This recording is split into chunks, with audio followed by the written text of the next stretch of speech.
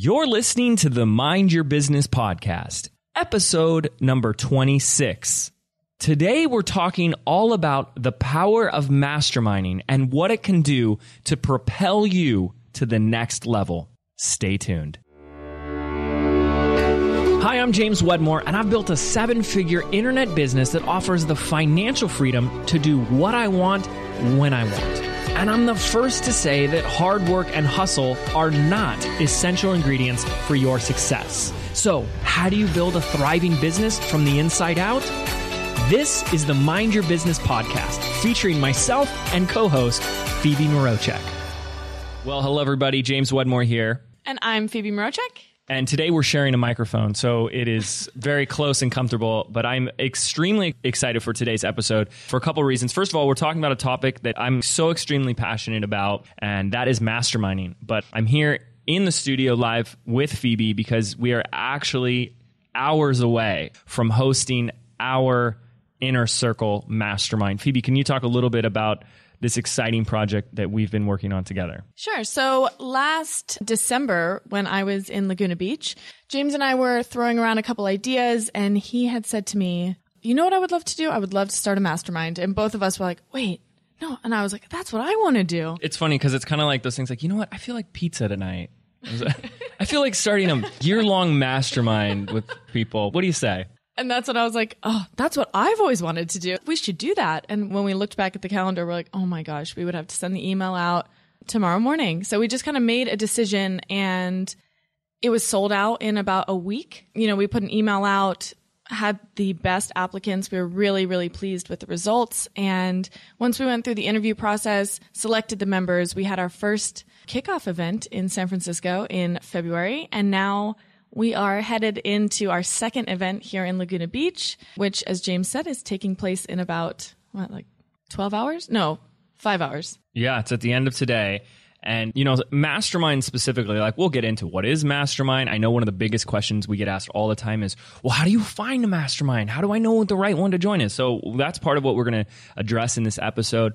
What's really cool is we're going to make this a two-parter, because we figured, what if we record half of this episode before our Mastermind, and then after all the craziness of the Mastermind is finished, Phoebe comes back and we talk a little, almost like a debrief of what worked, what didn't, because it is an ongoing process. And, you know, there's always like breakthroughs, ideas, and aha moments. But masterminds to me are something that I do get really lit up and excited about, because I think it's the secret weapon that people know about and do not take advantage of it. And I just want to ask why? Why would you not? And, you know, I got started, I launched my first product, I made my first sale in 2008. By the end of 2008, I was in $11,000 a year mastermind. No, $18,000 a year mastermind. I couldn't afford it. I think I was making $1,200 a month at the time. I got my payments to like $1,100 a month. It was brutal. I couldn't afford it. And it was still the best decision I ever made. That's actually where I met Lewis House, who's now one of my really good friends. He's coming to my wedding soon, which is in a couple weeks. We started a business together. We launched a business that put me on the map for YouTube and video marketing. That all came from a relationship in a mastermind group, and so much more. So we'll talk about the benefits today, but I've been in a mastermind since then. There was 1 year in my business that I was not in one. I saw the difference. I felt the difference. It's like if you're flying in a plane, this is the only analogy I can come up with in the moment. It's like flying in a plane, all of a sudden the engine shut off. Like you're still moving and you're gliding and you got that momentum, but there's nothing else to push you faster, further. You know, it's like you're out of fuel. So I want to start by saying I don't just recommend, like, I want this to be a requirement for everybody. And if there's one thing you take away, it's that by the end of this episode, you'll have the inspired action to go out and do something about it. So this episode is dedicated to masterminding. So let's start at the beginning and let's answer the question, what is a mastermind? So Napoleon Hill was the first one who came up with the idea of the mastermind. And he said, the mastermind principle consists of an alliance of two or more minds working in perfect harmony for the attainment of a common definite objective. No two minds ever come together without a third invisible force, which may be likened to a third mind. When a group of individual minds are coordinated and function in harmony, the increased energy created through that alliance becomes available to every individual in the group. So I remember when I first read that in Think and Grow Rich, years ago really stuck with me because the simplistic version of what Phoebe just read to me is that 1 + 1 = 3 or 10 or 100. That it's the moment you combine 2 or more people together, you have something infinitely more powerful than if they were to do it alone on their own. That's really what we're talking about here. But I want to, because I'm an introvert, we like to obsess and go deep down into a topic. So I kind of want to look at why really do masterminds work? If here's this guy who wrote this book 100 years ago is saying, there's this invisible force, this third mind. Why? And so I want to take a look at some of the reasons why masterminds work and the benefits that you can expect. The first one, when we talk in terms of energy and vibration, right? We've got our energy people here on the call. When you get in a room with 2, 3, 5, 10 people who are all on the same page, all have the same intention, the energy of the room really takes on its own vibration.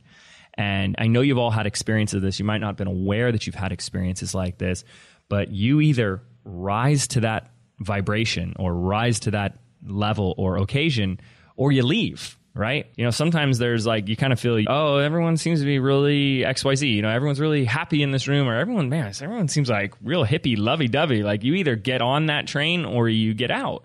And there's nothing right or wrong about that. It's just there is this force of its own, right? And so if you're in a business mastermind, which, we're talking to business owners and entrepreneurs, imagine being in a room with people where the vibration is that of abundance and success and ease and financial prosperity and energy and vitality and enthusiasm and creativity. It's don't you want to get on that train or you want to leave, right? And so I don't know how many times I've heard our students, our mastermind members, people, friends, peers, etc., who they get in a funk. They get in a little bit of a depression, of a writer's block, of we all face it. And they come to an event, they come to a mastermind, all of a sudden they're left on fire. It's that easy? Yes, it's that easy. If it's the right group of people, it can literally reignite your life because the energy of the room, the energy of the group really takes on a life of its own. So if you're creating your own group, you really want to say, okay, well, if the energy of the room takes on its own vibration, what is that vibration? What are we standing for? What is the group standing for? And we'll talk more about that in a moment.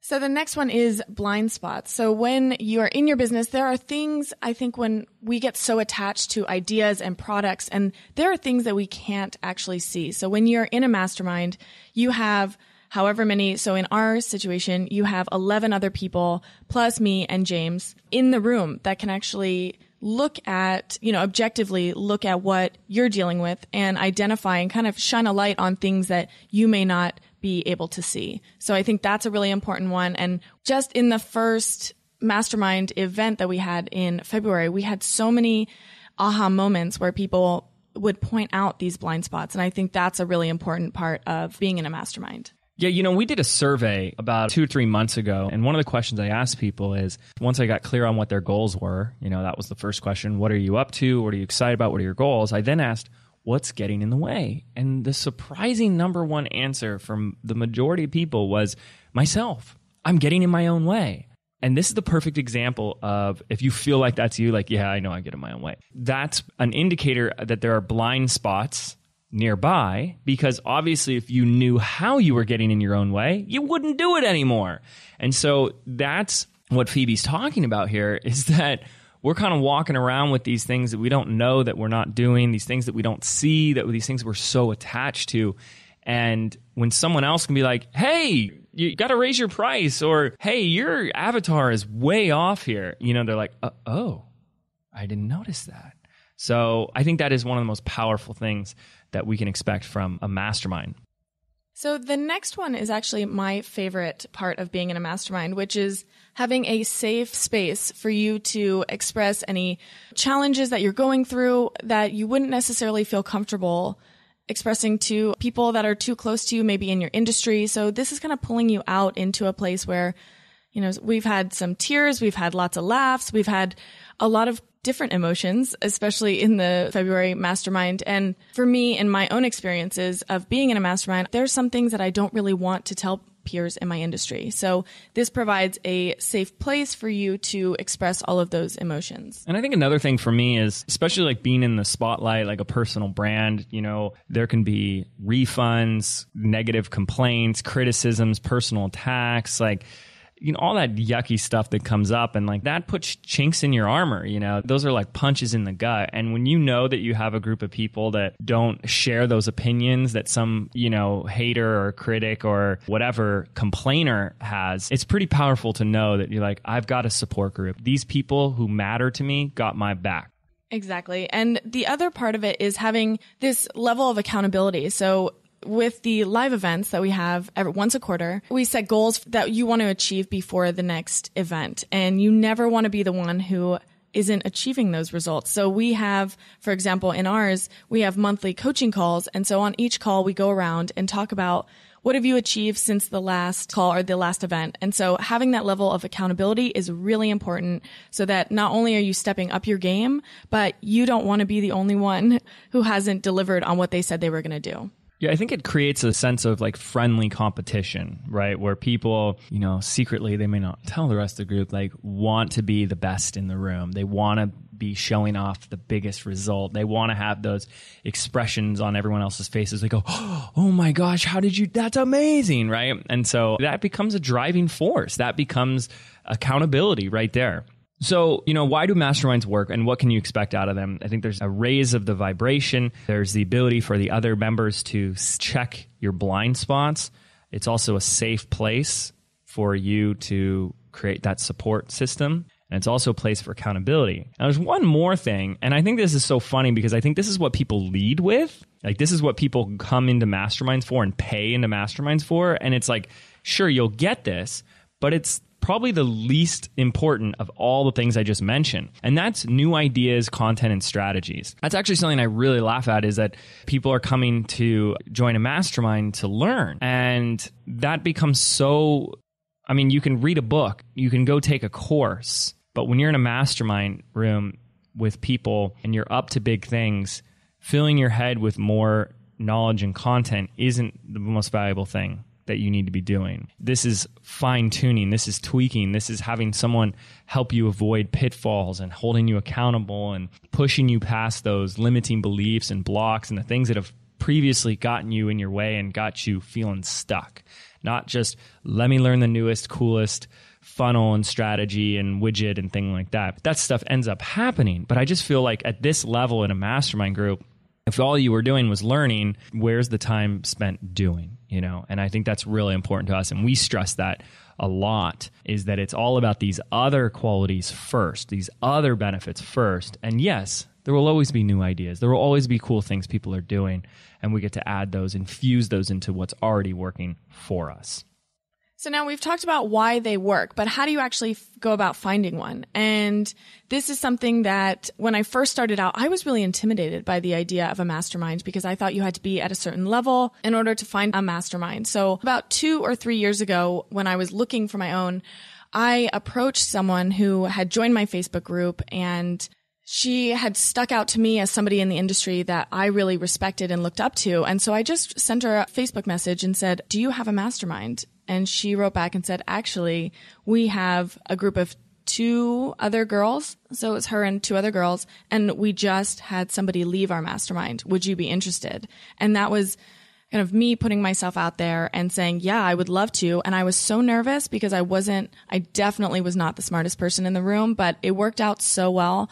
These girls were up to such big things that, again, it was a little bit intimidating, but it forced me, when we talk about our blind spots, safe space, accountability, all of those things and the strategies was just a really great place for me to be at the time. And I would never take that back. So how do you find a mastermind? Well, we like to say that it finds you. And I think Phoebe's example is a perfect one, where she said, this is what's right for me. This is what I need right now. And she took action, inspired action, to either start forming one or start talking to people. And I know others that have done this, and they just ask the first person they feel inclined to ask, and they're like, oh my gosh, it's so funny that you asked that. So you really do have a choice. You either take the action to form your own, or you join a paid one, right? And so, Phoebe and I have our paid group, 12 extraordinary individuals that we love showing off and bragging about, because the results they've been getting just in the first, 4 to 5 months since they've been a part of this is pretty extraordinary. We can only imagine what type of results they'll have by the end of the year. I mean, we've only done 1 out of 4 of our yearly sessions. So what we're going to do is at the end of this episode, we'll do a little shameless plug inviting you to get on a wait list if you are interested at all about applying into our Inner Circle Mastermind. We'll talk a little bit about that at the end, but you can join a paid one or you can start your own. So what we want to do with the remainder of this first part of the episode is quickly go over 7 tips to forming a successful mastermind. Either if you start one for free with just peers and friends and people you connect with, whether you decide you're at that level that you want to sell your own as an offer, or you're looking to join a paid one and you want to know what to look for before you hand over the money and say, yes, sure, I'll be in a mastermind, just because they use the word mastermind. By the way, that's a huge disclaimer. And I want to give a shout out to one of my mastermind partners, because listen, I want to practice what I preach at all times. So yes, we run a mastermind, but I'm in a paid mastermind. I pay a lot of money to be in that. And one of the mastermind partners that are in there with that mastermind with me is a gentleman by the name of Jay Facette, that Phoebe and I just absolutely love Jay. And he actually teaches masterminding. He's coached me so much on how to form and structure ours the right way. And one of the first things he taught me is he says, be careful of the word mastermind. I'm passing on his advice to you because a lot of people create offers and coaching and programs and they'll call it a mastermind, and it's not a true mastermind. And so what we want to do is take you through 7 tips to forming what we call a true mastermind. And we really do believe that that's what we've created over here with the Inner Circle. Okay, so these are 7 tips for forming a true successful mastermind. And even though there's 7, this first tip that we're going to share with you is probably 90% of everything that it's going to take. So for example, I used to actually brew beer in high school. Did you know that? No, I did not know that. Yeah, so I used to brew beer. That was one of my brilliant business ideas. I was like, wait a second, you don't need to be 21 to brew your own beer. So at 17, I'm going to make it and then sell it to high school kids at high school parties. That was... That is awful. Anyway, so it's not one of, the essential ingredient of beer is water. And that's one of the most essential, important ingredients, right? And so this is kind of the same way. This first tip is the most essential ingredient, and that's to qualify your mastermind members. They say, you are as strong as your weakest link. The group is as strong as your weakest member. And you don't want to look at members as strong or weak or whatever. But there are certain qualities to look for. So that is the number one thing. And when Phoebe and I sat down, and our Inner Circle members agree, I said, my job is getting the right people in here. And that takes work. That takes time. That takes knowing who to let in and who to not, how to attract the right type of people. But that is so important. You don't just let anyone in. So I want to share about 4 things that I look for, that you should be looking for as well. First of all, they should want to be in a mastermind. This sounds silly to even say this, but if you have to convince somebody, if you have to explain it to them, they're not a right fit. Just move on. They're not ready for it. They should be begging at it. So when Phoebe, you tell your story about, oh my gosh, it's so funny you say that. That's what you're looking for. It's this relief of, oh yes, please, thank you. Okay. They want to be in it. That's the first thing you want to look for. Also, you want to look at what level they're at. So if this is a business mastermind, you're not looking for someone who's help me, I'm looking to get started. If you're rocking it and awesome, you don't want to be the smartest guy or gal in the room, right? And so, what's that quote? If you're the smartest in the room, you're in the wrong room, right? And so we're looking for people where there is a mix of some people who are ahead of you on whatever metrics or measurements you're using, and some people that aren't quite at your level, so that there's a mix. But you want to look for, maybe they're not making as much money, or maybe they're not as far along in their business. They haven't been doing it as long, but they offer something else. They can bring something else to the table. And that's what you're looking for. That's the second thing, right? You're not looking for 5 people that haven't started a business yet and you're going to show them how to do it. Nothing crazy like that. And then the other thing, I think this is really important, especially for Phoebe and I, is these are people you should enjoy hanging out with. That's huge. And I don't think Napoleon Hill ever talked about that. But you don't want to be in a mastermind group with people you don't like. These are kind of two simplistic things, but people don't really, his business is awesome and he's so smart and blah, blah, blah. He's a total asshole, but he's really smart. This becomes an intimate group of people that you share experiences, you share the things you don't share with that many people with. You don't want to be in a room with someone who is really smart, but they're really judgmental and critical and they complain and they don't like you, okay? And you don't like them, okay? So would you be able to hang out with this person on a day-by-day basis and not get sick of them? One thing, James, that I really liked when we were talking about who we were going to accept into the mastermind, you were saying, these are people that I would want to invite to my wedding.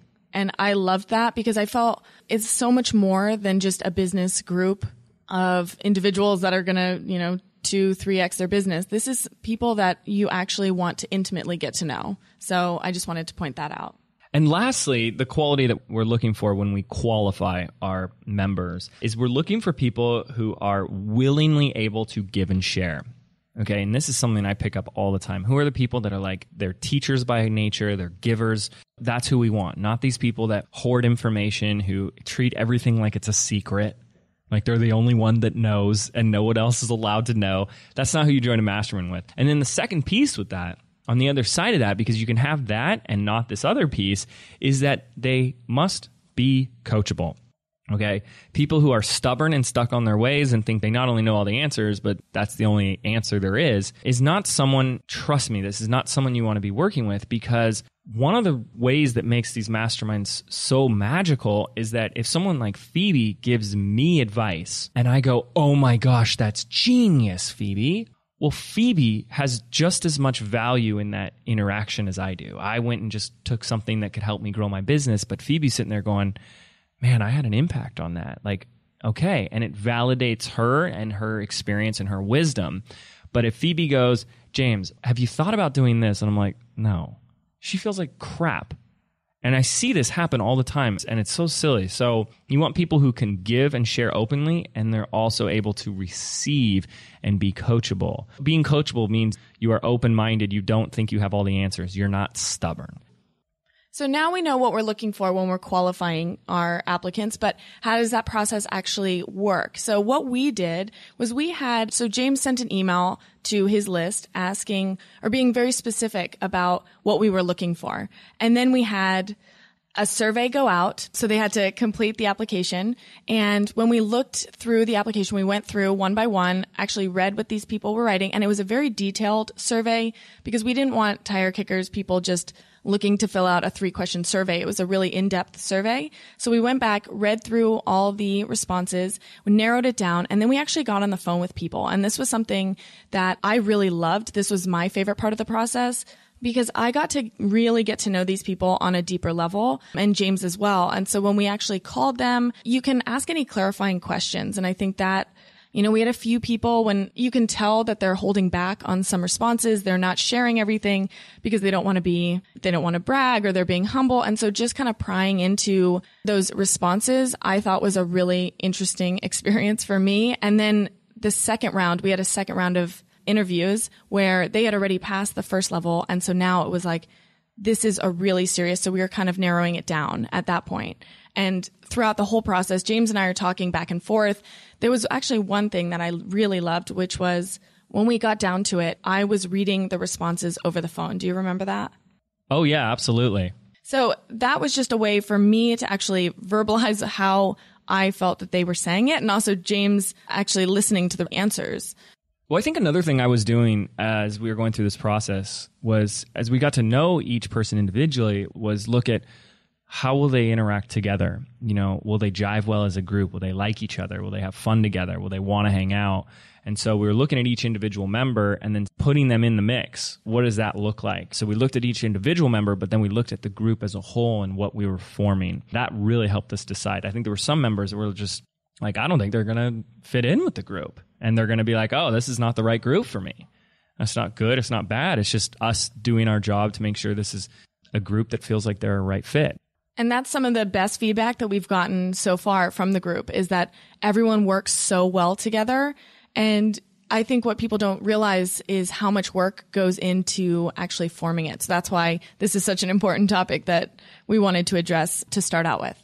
But we're talking about the 7 tips of forming your successful mastermind. And we just spent a majority of the time on what we think is 90% of all the work, which is qualifying the right members, getting the right people in there. But I want to briefly go over the other 6 tips. Now, tip number 2 is what we call the common thread. What is the common thread that ties this group together? For us, it was very simple. Anybody who was an online course creator, an online influencer, an author, or an online coach. So they either had digital products, live events, or coaching programs. That was the thing that unified us, that unified everybody in the group, so that we were all basically, we could be in completely different niches. We have people who are selling to brick and mortars. We have people doing social media training. We have people in the fitness space. It's all across the board, but the business model is relatively the same. And I think that's important. So what's the common thread? Maybe it's, we're all, new moms or fitness professionals, or we're all men or all women. There should be something that unifies the group together, that this is a common bond. Now, tip number 3 for a successful and true mastermind is making sure that there is a clear intention for the group. What is the intention for the group? What is the promise? What should they expect from this? And for us, we created an intention with Inner Circle that is basically that this group is the catalyst for your breakthrough year. And then I go on to describe what a breakthrough year is. And it's basically where you see a quantum leap in results. You triple revenue or 5x or 10x your revenue in 1 year. This is where you begin to scale and automate and just explode on all levels. And that really happens when we do things like point out our blind spots and be held accountable and create bigger goals that are kind of scary and have people hold you to that, right? So that's the intention, and that's really important. Now, tip number 4 is the structure. Now, you can get really creative with the structure, and there's a lot of things that we do, but one of the things that we have people come out 4 times a year, and basically every member gets what we call a hot seat. And on these hot seats, you can do these hot seats a couple different ways. One way is what we've done in the past, is where you share something that has worked and something that hasn't worked, right? Or something that you need help with, what's working, what's not, right? However, that's not how we structure our mastermind. What we do is basically you have a 5-minute presentation where you're asking your big ask, your big question. So you have 5 minutes to lay out the problem and give the group everything they need so that they can coach you through discovering the right answer. It really starts first with, here's the result I want, here's what I'm up to, but here's what I'm getting. Okay, and so people can stay in the solution and hold that as a real tangible outcome for them. So then we have 25 minutes of everyone in the room who's just raising their hand, giving feedback, giving advice, writing down notes that they can, actually everyone does that. They write down notes on additional things that came up for them and give them all to them. It's really cool. And then what we do is every live session, we have 2 of the members, we make it a requirement that 2 of them have to give presentations on specific topics of their choice, and we let the group really decide. So I'm really excited about this. We have one of our members talking about power and leverage of Facebook groups, someone else talking about how to incorporate challenges into your promotions. We had some really cool ones last time talking about social media and crafting your avatar. It was really cool stuff. So that's how we set the structure, and that should be done beforehand. You don't get there and be like, so what do you guys want to do, right? So you get really clear. You have a timekeeper. You let people know, here's what we're doing at this time for how long, okay? The other thing about the structure, and something that we've had people comment on in our mastermind, is how structured it is in a good way. So when you only have 5 minutes for your ask, it's amazing how much you trim down to actually get to the point. So when you have 30 minutes, the actual speaker is probably going to spend about 15 to 20 minutes explaining what the problem is, and then, not be concise about what their ask is. So I think the structure is really, really important. Okay, so tip number 5 is to lay out the deliverables. And what we chose for the Inner Circle Mastermind was to offer a live event once a quarter where the members actually gather in a single location, just as we were talking about with the hot seats and all of that. Then we have a monthly coaching call, which is also very structured, and we have some training and we have some hot seats, and that's all laid out for them ahead of time. We also give them access to what we call the Inner Circle Members Portal, which has all kinds of training and anything that we find, any tips, tools, resources, trainings that we find would help the members, we put directly in there so they can just log in. They don't have to ask us for it. And we also have asked anyone who wants to provide training can give it to us, and then we'll actually put it inside the members portal for them. Yeah, there's a lot of cool things we do in there, including what we call the member Rolodex, where people can share the resources. Like we've shared who does our podcast episodes in there and our video animators. And if you have a graphics guy, so people are collecting all their resources because, I mean, you don't want to give that out freely to just everybody. But man, when you have a great, freelancer or graphic designer, you want your inner circle people to know that. So that's really cool. Now, tip number 6 is consistency. And this is huge as well. There's a lot of people say, yeah, let's start a mastermind. And they like meet up or something, or they get on call and then they're like, cool. And they like totally forget that they need to do another one. They need to plan another one. And so, I want everyone to do this. I want everyone to have a mastermind. And it's kind of a harder thing to do when you're like, oh my gosh, it's a big commitment if I got to plan one a month or one a week or once a quarter for a whole year. But I don't really care. Like, make it a commitment and just step up and do it because it works when it's consistent. It's like going to the gym once is awesome, but if you were consistent with a year, you're going to have a lot more results than if you just went that once. And it's the exact same thing. So you need to find a way to be held accountable to creating the consistency of this group. So, if you're forming your own, at the end of every meeting, it's confirm when the next one is and make sure you get a verbal commitment from everybody. Okay, we're meeting here at this time in this place. Everyone got this? Okay, great.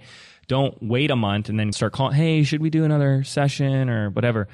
So the consistency is key. It doesn't matter what you choose. I would be careful if you're doing weekly because it almost sounds a little too much. You don't want to get you don't want to get in a place where I got my call right now, but you still could if it's really short. Like if you just did we do a 30-minute quick call once a week just to start the week, that's awesome, right? But we really love the once a quarter because you kind of usually end up doing one big project every quarter in your business, and to be able to share the results and what you're up to by the end of that is pretty cool. So we like once a quarter in terms of meeting in a physical location.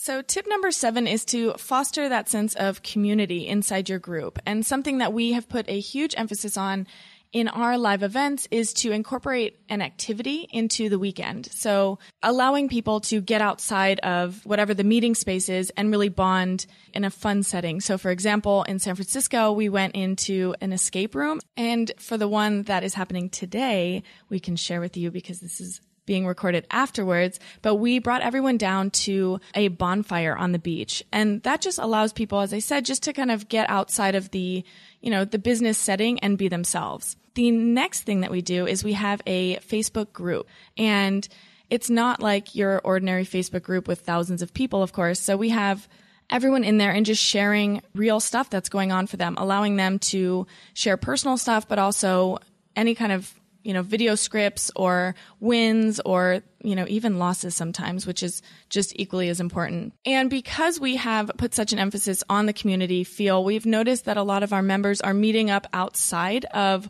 our designated meeting times. So they're not just coming to the monthly calls. They've created their own calls outside of when we've expected people to show up, but they've also met up in person. And that's something that's just so nice to see for all of us that are leading these masterminds. Yeah. So what can you do to create a sense of community as well? So there you have it. 7 tips for forming a true successful mastermind. Just to recap really quickly, we want to make sure we qualify our members first. There's a few qualities we're looking for. We want to make sure they're interested in joining a mastermind. They're at the right level. You actually enjoy hanging out with them. They're giving, sharing, and coachable. Now, tip number 2 is that there must be a common thread that ties the group together. Number 3, you must identify the intention and benefit of the mastermind. Number 4, make sure you have a clear structure for however you decide to run it. Get really clear on the structure. Number 5, get clear on the deliverables. Number 6, be consistent. Don't do a one-off mastermind. Do it for 6 months to a year. And number 7, make sure to foster a sense of community. Okay, so that does it for the first half of this episode. Phoebe and I have to get back to work planning and preparing for our upcoming Mastermind event. Our members are just about to get here. However, stay tuned because this episode isn't over. When we come back, we're going to actually talk about the results of this last event, some of the things that we really enjoyed doing, some of the things that work, some of the new things that we're trying out, and the results that our members have had just from the last few months that they've been a part of this group. So stay tuned. Are you an online influencer, course creator, author, or coach looking for a mastermind that can take you to that next level? Are you looking for a clear plan to help create your breakthrough year in business? The James Wedmore Inner Circle is our year-long in-person mastermind hosted at Wedmore headquarters in Laguna Beach, California. And we're getting ready to open up applications for our next group. The Inner Circle is limited to just 12 members and it's application only. And all members must be at or on track to hitting the six-figure level in their business.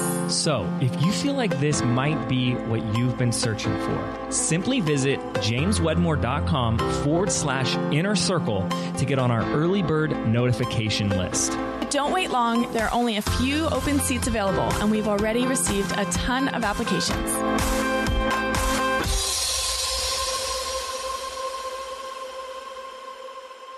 And we're back. Phoebe, how you doing? I'm great, James. How you doing? Good. So let's go ahead and update people. Like, where are we at in the timeline of things? So we are about 4 days after the mastermind. So it's Thursday, and the mastermind ended on Sunday afternoon. And I think we were so gung-ho. I don't know why we think we can do this, but we're like, oh yeah, we'll just do the second half of the episode right after the mastermind finishes. Yeah, that's never going to happen. I was exhausted. I didn't work for 2 days. I needed a well-deserved respite. So what we want to do with the remainder of this episode is, and I like doing episodes like this, it's like we're giving you a perspective on the front end, going into it, like, yay, we're all excited. And then the perspective, the, Captain Hindsight view, right? Like the aftermath of the mastermind. So let's set the stage for people a little bit more. Shall we, Phoebe? Yeah, definitely. Let's go for it. Okay, so this is the second mastermind event out of 4 for the year of 2016. So people have invested in this year-long program together. They get 4 live events in person, and we just finished up the second one. And this was, as Phoebe mentioned, about 2.5 days. So I feel personally like there was a massive difference, big shift in the energy, the mentality, just the overall vibe of the group. Same people, but a big shift from meeting 1 to meeting 2, wouldn't you say?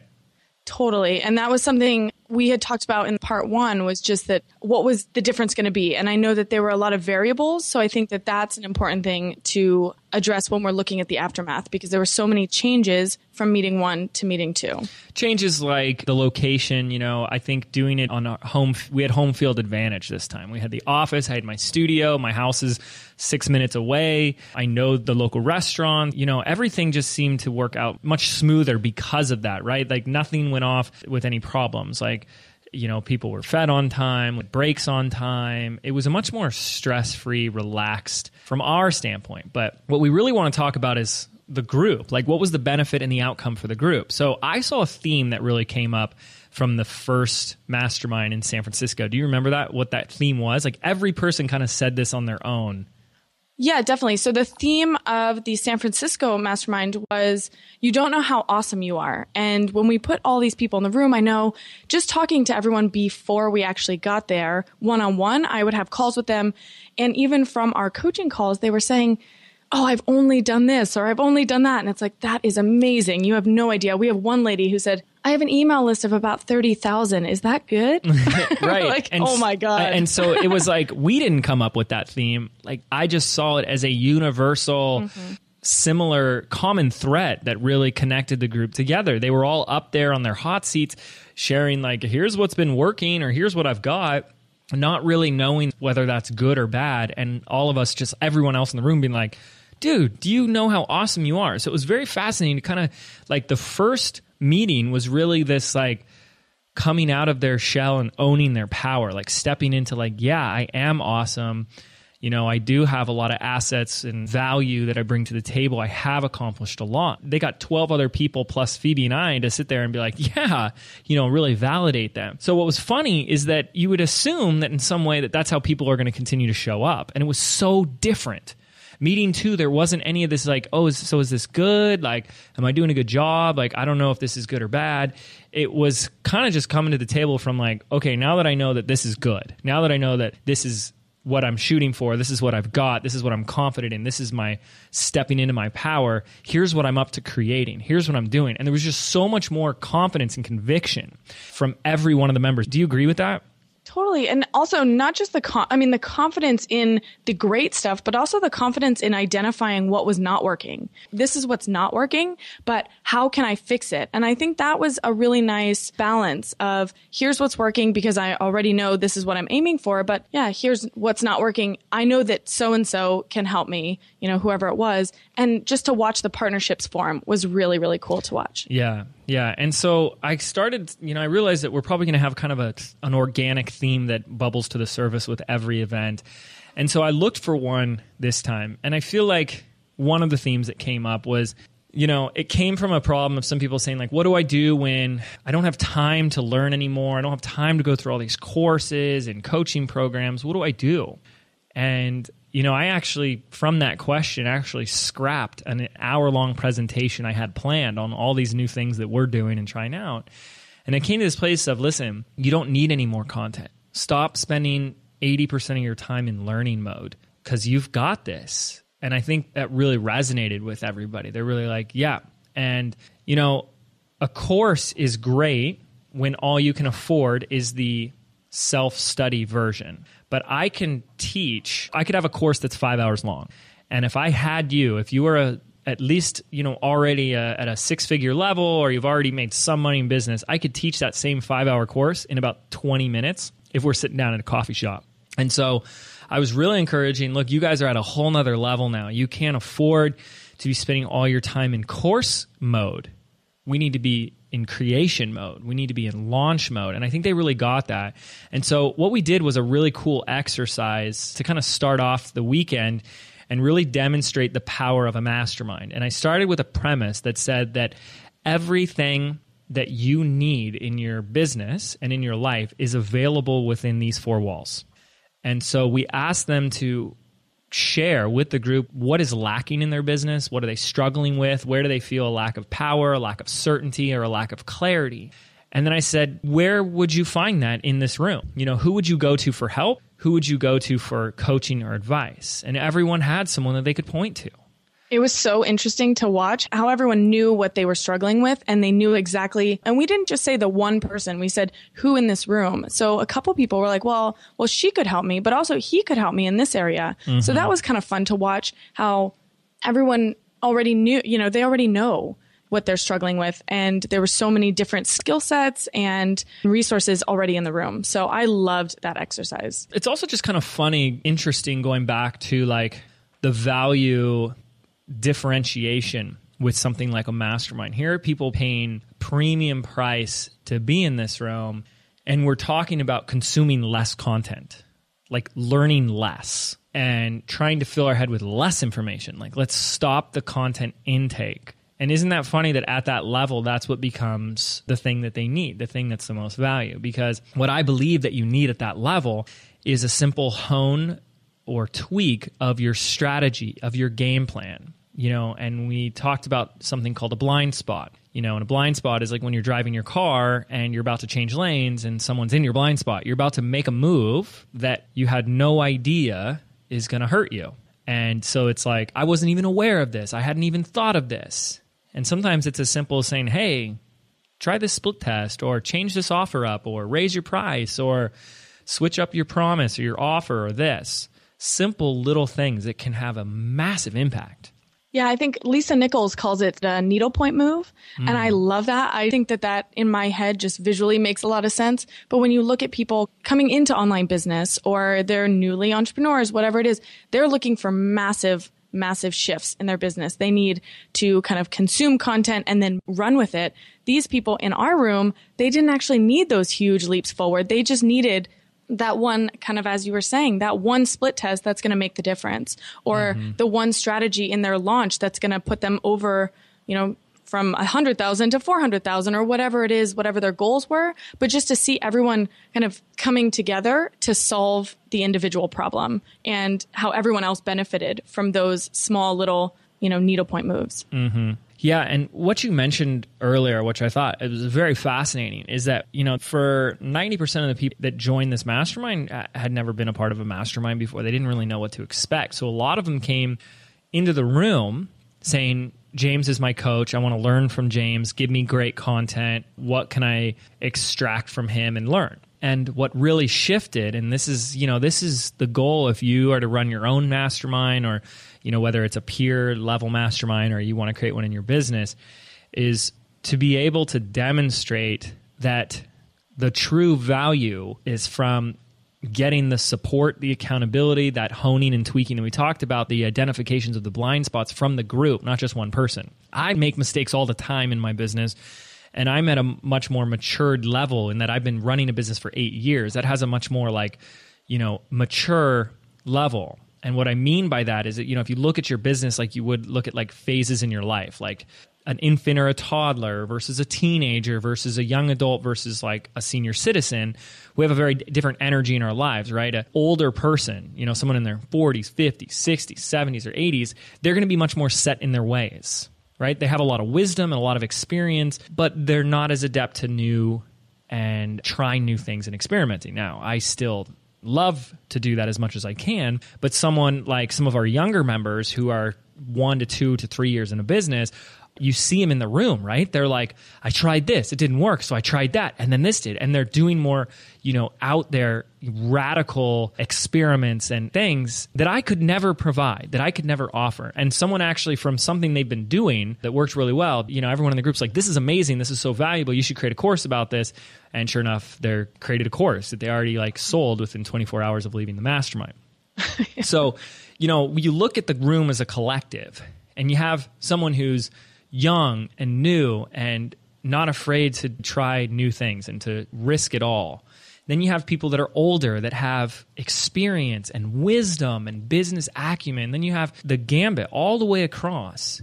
And you sit there and you go, well, why would I filter in all my information and content and coaching from one person when I have the collective? I have the entire group.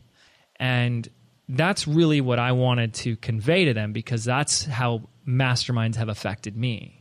That's how it's impacted me, is to say, if I have a group of 12 or more people who all have my back, who are all there to support me, and they're going to have different perspectives. People give advice and opinions, and you don't have to accept it. But if 5 people are saying you should be doing this, well, maybe you should be listening to that, right? So it was just so cool to see the group coming together in a whole new way and supporting each other. I mean, it was... Yeah, and I think, when you're talking about actually how the group kind of stepped in, when I just, as an observer in San Francisco, I was seeing so many questions being directed specifically at you. Well, James, what do you think on this? And, the way that you were deflecting it really well to the rest of the group, I thought was really great. But then going into the actual Laguna one a couple days ago, it was so nice to be like, well, actually, just to hear people say, hey, can you give me your opinion on this? And to watch, we do like little love notes. So while somebody is presenting in their hot seat, everyone else can be writing them notes or giving them resources, and to watch people actually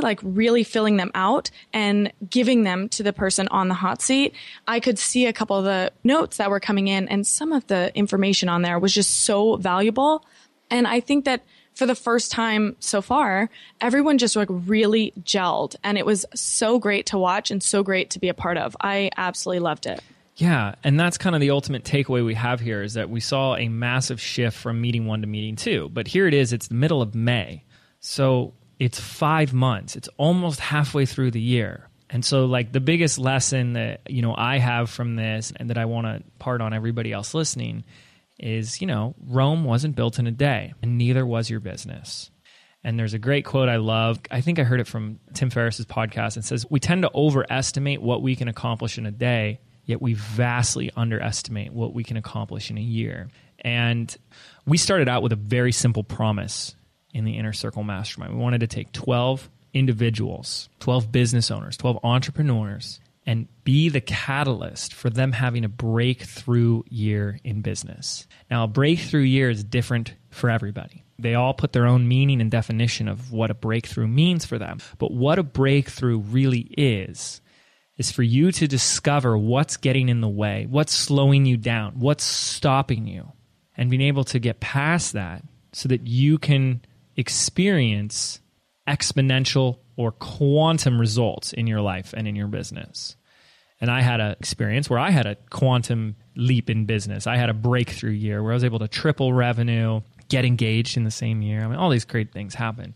And we really wanted to create that. And I think that I put a little bit of a pressure on myself. I could feel it. And I think, Phoebe, you did as well in the first meeting. Like, oh my gosh, we got to create this huge life-changing transformation in people in 2.5 days. And we've never met them before. And then when you start to realize, wait a second, this is a journey and it doesn't happen overnight. But, the more time that we have with this group and the more time that we kind of like hold the space so that there is no room for the yeah buts or their fears or the limiting beliefs or anything like that, it's only a matter of time. You know what I mean? If you hang out, and this is the ultimate point, if you hang out with 10 people that are, where you want to be, and you hang out with them for a year, I guarantee you're going to get a lot further than where you are right now. I mean, it's just like the law, the universal law of it, right? And that's what a mastermind really is. And so I believe it's Phoebe's job and my job to set the tone and to facilitate and to hold that space for what the expectation is, where the bar is. And then we patiently wait for everyone to step up to that. And they are. It's pretty extraordinary. We're having a blast do it, because at this level, I think what you see is you have a really big impact on someone's life. And these are people that are out there affecting, they have lists of 10 to 100,000 people. And you see the trickle-down effect. It's pretty cool. So now that you've heard all the benefits of actually joining or being a part of a mastermind in this episode, we would recommend that all of you listeners out there go out and find yourself a mastermind. And if there isn't one out there that really floats your boat, I would just recommend starting one yourself. Absolutely. Even if it's just you and one other person, if it's a true mastermind and you're committed to it, you'll see it grow. You'll see people, approach you and say, I've been looking for this. And, we say we recommend it, but, I think it's a requirement. There's so much that we deal with as creators, as entrepreneurs, as personal brands, especially, where there's critics and haters and failures and things that don't work and roadblocks and the roller coaster of just like having, feeling invincible one day and depressed the next. You can't do this alone. I mean, you can do anything you want, but why? Why do it alone? It has made such a dramatic impact in my life, and anybody else who will tell you if they're part of the right mastermind group, it's life-changing. So if this episode has done anything, it's to inspire you to start looking. It's to inspire you into action. Go start one. And it doesn't matter if you don't have all the answers on what it needs to look like or how it should look like. If you form this private, special club with at least one other person, you can start to watch the magic happen. So I hope you've enjoyed this episode of the Mind Your Business podcast. Thank you for letting Phoebe and I share the awesome experiences that we have conducting our Inner Circle Mastermind. It is so awesome to create it because not only are we making an impact on our members, but they're having a huge, profound impact on us as well. And that's really why we wanted to share this. So if you haven't subscribed to us, make sure to subscribe on iTunes. Make sure to leave a review if you haven't as well. And for all the show notes, head over to mindyourbusinesspodcast.com. Thanks for listening. We'll see you in the next episode.